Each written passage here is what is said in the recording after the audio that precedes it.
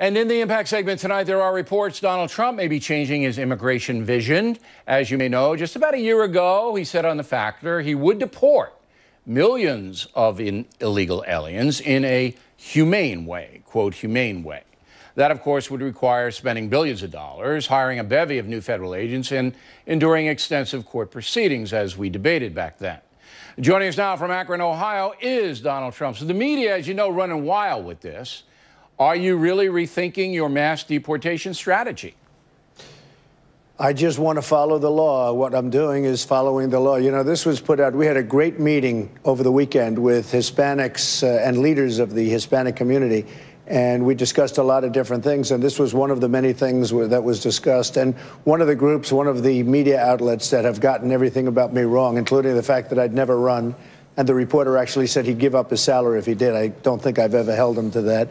But one of these media outlets said that they had word from one of the people. It turned out to be false. In fact, the people all denied it, Bill, and I think you probably have seen that. But I want to get on the record once again. We had a great, well, let me explain to you. We had a great meeting with Hispanic leaders.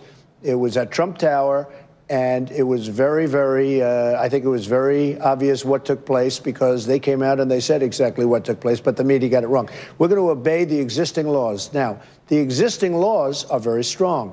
The existing laws, the first thing we're going to do, if and when I win, is we're going to get rid of all of the bad ones. We got gang members, we have killers, we have a lot of bad people that have to get out of this country. We're going to get them out, and the police know who they are.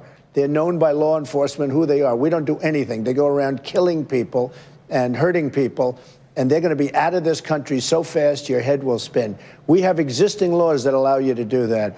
As far as everybody else, we're going to go through the process. What people don't know is that Obama got tremendous numbers of people out of the country. Bush, the same thing. Lots of people were brought out of the country with the existing laws. Well, I'm going to do the same thing, and I just said that. Okay, but here's what everybody wants to know. We want to do it in a very humane. Okay. We want to do it in a very humane manner. You're going to have to go through the court system when you deport, as they have to do now. That means you're going to have to add federal judges. You're going to have to do a lot of things to make this thing efficient. Also, and here's the crux of the whole matter, and you know this. The actual seizure of human beings, taking them from their homes and putting them in a detention center so that their illegal alien status can be adjudicated. Do you see that as something? You don't have to put them in a detention center. Bill, you're the first one to mention detention center. You don't have to put them in a detention center. All right, so you wouldn't do that. You keep them in their homes. These people. No, I never said. I never even heard the term. I'm not going to put them in a detention center. Well, you cited Dwight Eisenhower. Mr. Trump, you cited Dwight Eisenhower on this program. It was in 1952. Right. Who, by the way, deported tremendous numbers, well, he rounded them up. I mean, he did do that. He took them out. And so when you cited him as an example of someone that you would emulate, that's what the conclusion is. Yeah, I said that it's something that has been done in a very strong manner. I don't agree with that. I'm not talking about detention centers. I have very, very good relationships with a lot of people, a lot of Hispanic people. We're talking about it. We're going to get rid of the bad ones. The bad ones are going to be out of here fast. And you know there are plenty of bad ones, gang members, gang leaders. Sure, you absolutely. Look at Los Angeles, you see what's happening. Right. They're going out fast. They're going to be out of here so fast your head will spin. As far as the rest, we're going to go through the process like they are now, perhaps with a lot more energy, and we're going to do it only through the system of laws. Okay, good. Now, I want to play you... And by the way, Bill, that are in existence. I know. I mean, they haven't enforced immigration law since Ronald Reagan in this country. Everybody knows that. Now, let's turn to violent crime. I want to play a short soundbite of what you said recently. Go.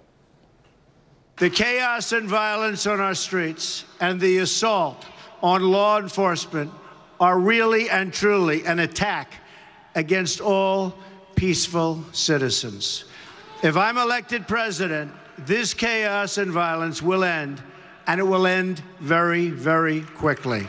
So, how? You have...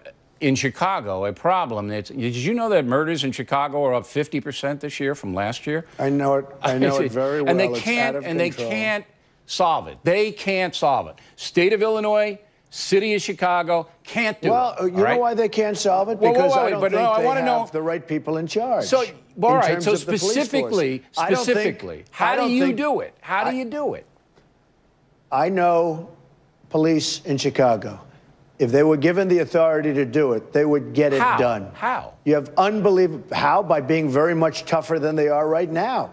They're right now not tough. I mean, I could tell you this very long and quite boring story, but when I was in Chicago, I got to meet a couple of very top police. I said, how do you stop this? How do you stop this? If you were put in charge to a specific person, do you think you could stop it? He said, Mr. Trump, I'd be able to stop it in 1 week.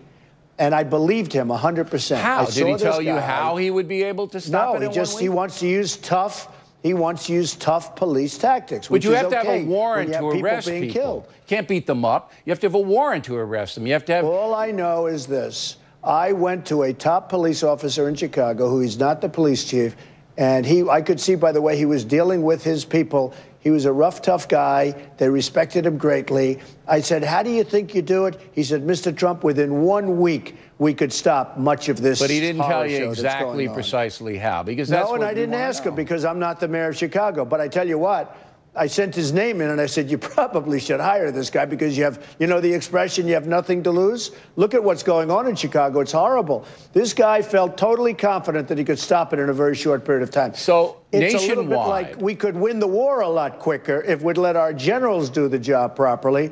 This was a man But you have to have a strategy, though. What I'm trying to get is you have to have a strategy. I'm sure he's got a strategy. Okay, but you're going to be, if you're president, you're going to have your strategy. So let's just take a very micro issue. Attacks on police, all right? So they're rising because they're being, police officers in some places being demonized, and now unstable people, and people are being coddled. Okay. People are being coddled. So you're president. How are you going to stop attacks on police in the present climate? Well, first of all, we need somebody that's going to be a cheerleader for the police to an extent. Right now, I just left the Akron police and some other people, and they are terrific people, and they feel like they're being left behind by our leadership. They're not being respected by our leadership, and they literally, they don't have spirit. They lose their spirit. Every time something happens, it's the police's fault. Look, your tone is pro-police. You have to have... Well, how do you stop the bad guys from attacking them? By giving them back your spirit and by allowing them to go and counterattack. I mean, it's ridiculous what's happening. They're not respecting the police anymore, and the police are afraid to do anything. I've spoken to so many police. I mean, I've gotten to know them. I have endorsements from, like, almost everybody in terms of police and law enforcement. And I've spoken to so many, and they're afraid to do anything because they don't want to lose their job. They don't even want to talk to people anymore because they're afraid that something will happen. That'll be the end of their job, their pension, their family, the whole thing. They're petrified to act. Are you going to make governors like Cuomo in your state of New York, are you going to change their minds about their liberal policies that do, and Mayor de Blasio in the city in which you live, that, you know, he almost encourages bad behavior toward police, that mayor? How are you ever going to change a Governor Cuomo or a Mayor de Blasio? Well, first of all, de Blasio has been a terrible mayor. The police have no respect for him whatsoever. They dislike him tremendously. And in fact, for a period of time, a long period of time, and they'd like to do it again, they turn their back whenever he speaks. I mean, they literally turn a whole police force. But how are you going to change him and change policies? They're going to have to change themselves. All I can do is from the top, I would be very, very strong in terms of being a cheerleader for the police. They do a great job, and they're not recognized for it. And when they do have a problem, when something happens, whether it's a road cop, which can happen, or whether somebody makes a mistake, it's on your show and every show for the next 2 weeks. It's very unfair. And I was saying the other day, they can do 200,000 great acts, 200,000. And one bad one, whether it's, again, bad or whether it's a mistake, who knows? And it's on the evening news for 2 weeks. That's an excellent point. They don't talk about the 200,000 good things. The media has been derelict in that as well. Maybe we have to let people know the good aspects of the police, which nobody wants to cover. Now, we're going to have more with Mr. Trump in a moment. We're going to talk about his campaign and how it stands now.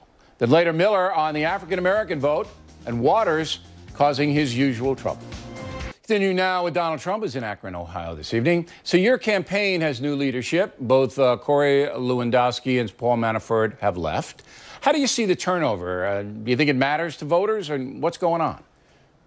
Well, I wanted to keep Paul as a chairman, but, you know, it was just something I felt we should do because that was really one event, if you think of it. But I ultimately decided, he's a good guy, but I ultimately decided I want to run the campaign the way I want to run the campaign. And, you know, we just had a poll come out, the Los Angeles Times, that has us 2 points ahead. We're very close in Ohio. We're right about even in Florida. I think we're doing very well. And don't forget, she's spending a fortune of money. And when people find out that she wants 550% more Syrian refugees to come pouring into our country, you know, speaking about law enforcement from your previous section, she wants 550% more Syrian refugees to come pouring in. I think a lot of people are going to stop thinking about her. I think it's ridiculous. Frankly, with the email scandal, I don't even know how she's able to run. It's because people don't pay that close attention. But anyway, let's get back to your campaign staff. When you're president, if you win, you're going to have to put together a staff, all right, of people to advise you and help you run the nation. Now you've turned over 2 guys in less than 6 months. Now, would it be fair to say your judgment about those 2 men wasn't good? Would that be unfair? Well, in the meantime, in my company, I have people for many, many years, and I've done that. I just wanted to make this change. I felt very comfortable with the people that I have. I've liked them for a long time, and I wanted to make this change for a while, and I made it. You know, we have like 3 months to go, and I wanted to make sure that it was something that I wanted. And I like these people. I've always felt comfortable, and I decided to do it. Now, the debate is going to be everything. You know that, right? The polls now, whether the LA Times has you ahead by 10 or 2, or you're behind 85, or what, it doesn't matter. The first debate is going to be the Super Bowl of debates, all right? So you and Hillary Clinton, all right? And everybody's going to be watching. Even the pinheads who don't watch will hear about it, and they'll see it on the internet after the fact. Right. All right. You understand that this is make or break, right? The debate. It's make or break.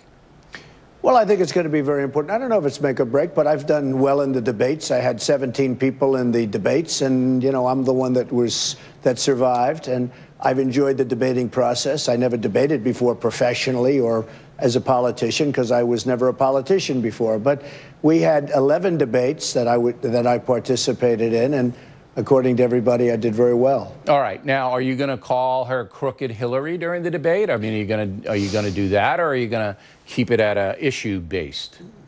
Well, I'm not going to say what I'm going to be doing, but I'll be doing what I'll be doing, and she's going to do what she's going to do, and we'll see what happens. Look, but you must be preparing, right? I'm sure you got people in your organization that are preparing. You're preparing now. You're going to have stacks of research, and there's got to be ways in which to go. I'm just trying to get the tone and what and of course that could change in 30 days. But the tone right now is, are you going to be the guy you were in the Republican? You know, boom, take no prisoners, or are you going to be a little bit more measured? Well, I don't want to really say that. I'm not sure exactly which way I'm going to go, but I may be the way I was, and I may be a much different person. I can't tell you. All right. I don't think I'd tell you. You know what? If I knew, I don't think I'd tell you, frankly. But it'll be an interesting period of an hour and a half, I guess, I can't wait. For. And I can't wait. A pretty big audience, almost as big as the O'Reilly factor. Well, right? you should Not have me quite, moderate the debate. I mean, and then, I mean, okay with me. It's gloves off. I'll bet you'd be fair, too. All I would. want is a fair moderator. I'll be absolutely fair to both of you, as I have been in this campaign so far. My job is to let the folks see you and Secretary Clinton as best I can put you in focus, not to push any agenda and not to do anything. And you know that. You get mad at me sometimes. But that's my job. Last question for you. They have said that this has been the worst 2 weeks of your campaign, all right? And now you have the new management, and now you're doing things a little bit differently. Do you feel that the last 2 weeks, beginning pretty much with the Muslim family, were the worst part of the campaign? I don't think so. I mean, they'd ask me a question, I give them an answer. Like, for instance, when I said that President Obama was the founder of ISIS and he's going to get the MVP award next week, and then they say, well, Mr. Trump knows he wasn't the founder of ISIS. You know, they take it and they dice it up and chop it up. Sure. And it's very unfair. No, I don't think so. I think I've done very well. I think, frankly, the media, and you know this because you cover it all the time, in the history of politics, there's never been a more hostile media than to Donald Trump. So they'll take a perfectly good statement that I make, dice it up, chop it up, and then cover it for 3 days solid on some of the other networks. You may be Fox right a little about bit, but that. not too much. You may be right about that. I think we did very well, and I think the last week, and I think you've seen this, I think the last week has been the best week that I've ever had from the beginning, and that starts with the primaries. And most people have said that the last week, because you're doing the speeches now, and you're not calling anybody names. But you always keep this in mind: the media did not like Chester Arthur very much. So I don't think it's at the level of you, but Chet got hammered a little bit.